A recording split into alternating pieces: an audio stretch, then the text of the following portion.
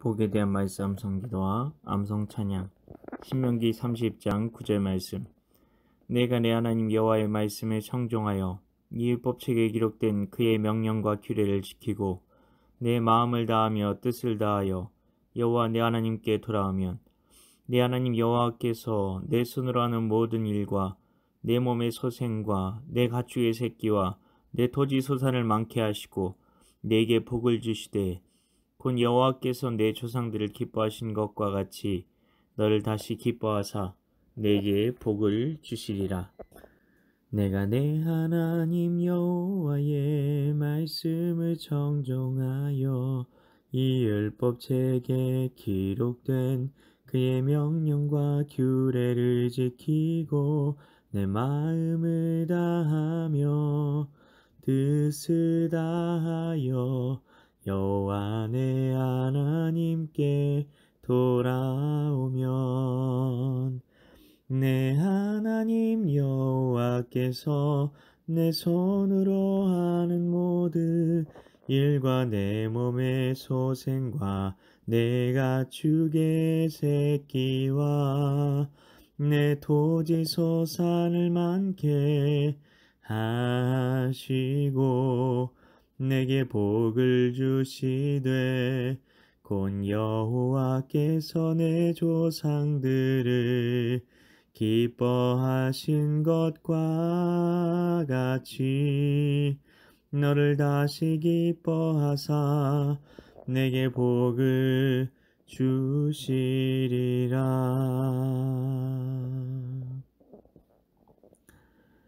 말씀 기도입니다.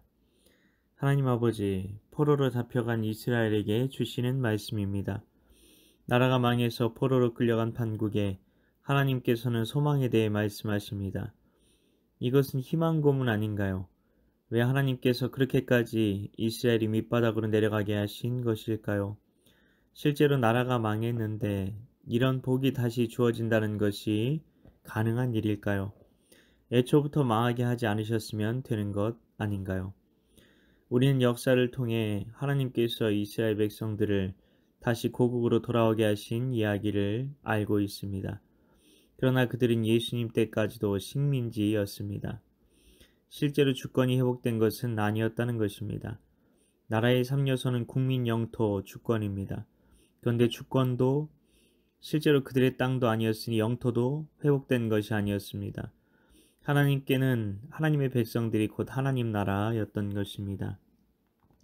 원래 이스라엘 백성들은 약속의 땅에 들어오기 전부터 이스라엘이라고 불려졌습니다. 땅덩이, 주권, 그런 것이 이스라엘이 나라 되게 하는 것이 아니었다는 것입니다. 하나님께는 하나님의 백성이 곧 나라였습니다.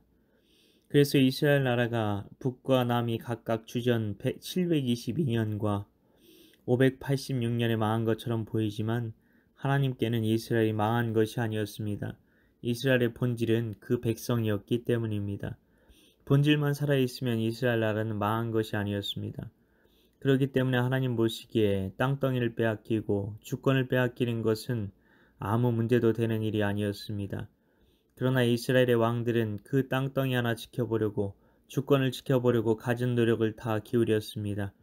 하나님께서 왜 이스라엘이 하나님께서 신이 되시는 나라인데 이방신을 섬기는 나라에 모든 것을 빼앗기게 하시고 심지어 성전까지 다 무너지게 하시고 성물도 다 약탈되는데 손 놓고 계셨던 것인가요?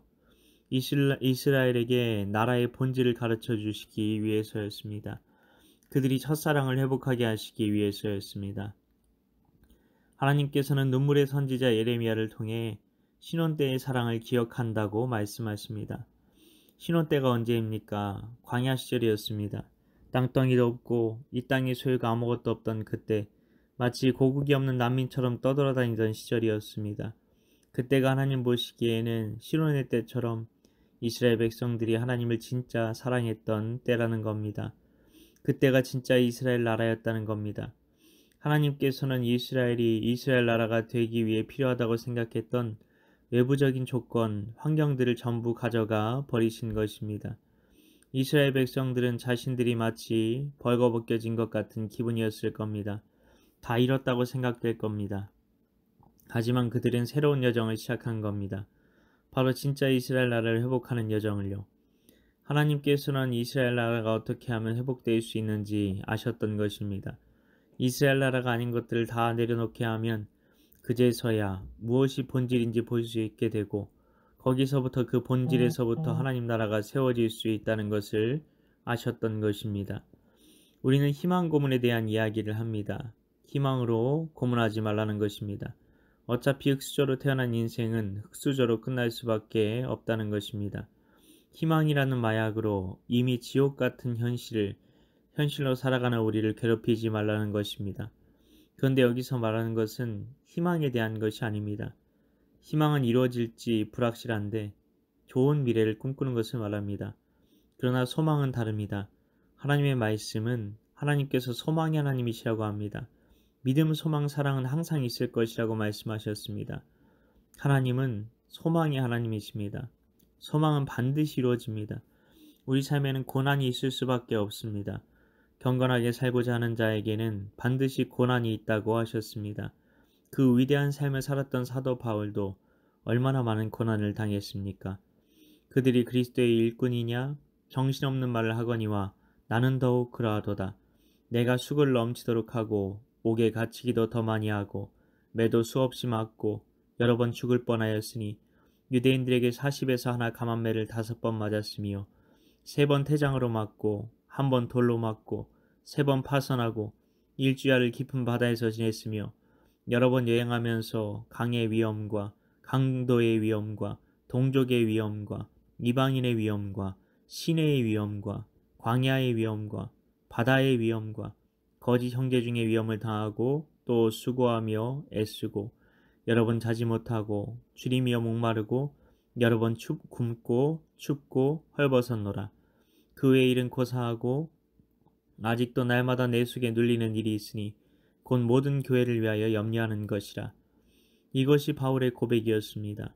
하나님께서 바울을 사랑하지 않으셨습니까? 바울이 저주를 받은 것입니까?